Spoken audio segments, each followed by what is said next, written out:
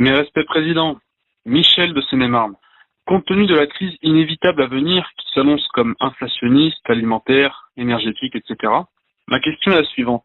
Un quinquennat de Macron ne serait-il finalement pas la meilleure chose qui puisse nous arriver? Que les gens ouvrent enfin les yeux sur ce qu'il en coûte d'élire constamment des traîtres présentés comme étant le camp du bien.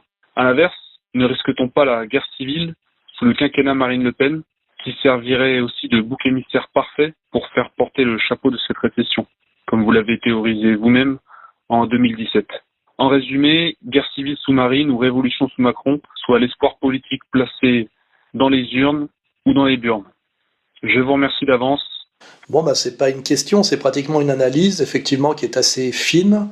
Alors après, le problème des élections, c'est que c'est un peu comme le football, on se prend au jeu, et c'est vrai qu'il y a une dimension de spectacle, et qu'on aimerait bien, à un moment donné, que le pouvoir menteur perde. Et c'est pour ça que, bien malgré toutes les analyses, toutes les critiques que j'ai fait sur Marine, le RN, etc., j'aurais aimé qu'elle gagne uniquement pour avoir la gueule déconfite des tenants du bien et du pouvoir, en voyant sa gueule apparaître comme vainqueur de l'élection. Ça nous rappelle la fois où Le Pen avait réussi à prendre la place de Jospin. C'est vrai qu'il y a un moment jubilatoire, mais qui est en même temps effectivement le piège du spectacle politique, et que passer ce petit moment de spectacle et de jubilation, il faut revenir au sérieux. Il est évident que si Marine avait gagné, et d'ailleurs je précise que je pense qu'elle a gagné, Macron, enfin les forces qui sont au-dessus de Macron ont volé les élections comme ils avaient déjà volé la première fois, en le mettant abusivement au deuxième tour alors qu'il n'y était pas.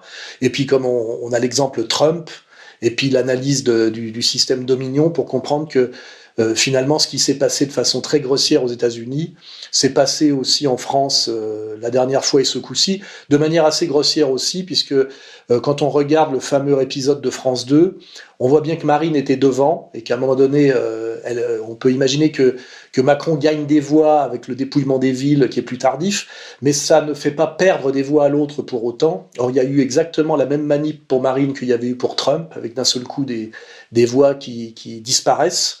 Et puis simplement, il suffit de regarder la carte de France de 2017 et celle de 22 sur les votes Macron, Marine, Mélenchon, pour voir qu'il y avait une déferlante Marine. Et d'ailleurs, les dom-toms votent en général pour le pouvoir, et quand la candidate du RN fait en moyenne 65% dans les dom-toms, il doit quand même en rester quelque chose. On ne se retrouve pas à 42 en métropole. Donc je pense que, les élections ont été volées, et que de toute façon, on est sorti de la démocratie déjà depuis un moment, si tant est que c'est jamais existé, mais on en est sorti complètement avec l'Union européenne. C'est la première remarque.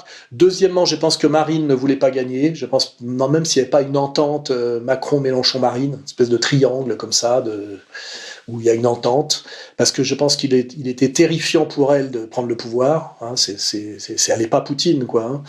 Et c'est assez incompatible avec sa vie privée et son attachement pour les chats.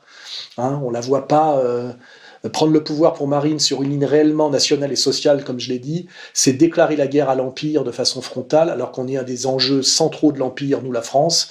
Et je pense que être la deuxième, la perdante, je dirais perdante magnifique, sauver sa boutique, se faire un bon petit groupe aux législatives et avoir exterminé Zemmour, je pense que ça lui suffit largement, et c'est au niveau de ce qu'elle peut faire et de ce qu'elle veut faire. Sinon, effectivement, on arrivait immédiatement à quelque chose de l'ordre de la guerre civile, avec les étudiants, les syndicats, les banlieues, le mur de l'argent, et donc son quinquennat aurait dès le départ été synonyme de catastrophe, alors qu'effectivement, avec la réélection de Macron, on va jusqu'au bout. On va jusqu'au bout du mensonge, de l'infamie, de l'effondrement. Alors après, de penser que si Marine avait été élue, on était dans la guerre civile, ça je pense que c'est à peu près vrai. Mais par contre, de dire que Mélenchon, en allant jusqu'au bout, va nous amener à la révolution, je pense malheureusement que cette révolution, compte tenu de ce qu'est devenue la France, sur le plan idéologique, ethnique, de sa soumission aux États-Unis, de la soumission des médias et des politiques au mondialisme, je pense que le sursaut français ne peut venir que comme accompagnement d'un sursaut, je dirais, anti-mondialiste, qui est aujourd'hui incarné par Poutine et par le tandem russo-chinois.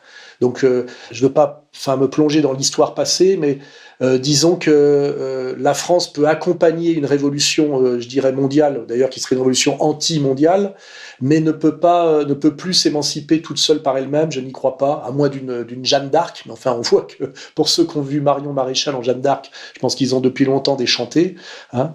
Donc, moi, je me dis, eh ben, avec Macron, on descend jusqu'au fond du trou, ce qui n'est pas inutile pour qu'il y ait quand même des prises de conscience, qu'il y ait quand même, même parmi les élites, des gens qui pensent, qui disent que trop c'est trop, et qui attendent effectivement la bascule, on va dire, russo-chinoise pour se mettre au service, ce qui serait d'ailleurs un peu mon cas aussi. Mais donc, oui, il vaut mieux, une fois qu'on a oublié le spectacle, que finalement Macron soit reconduit. Première chose. Deuxièmement, ça va aller de plus en plus mal à cause de sa soumission aux forces mondialistes qui sont les forces de l'argent et qui sont des forces intrinsèquement et objectivement anti-françaises.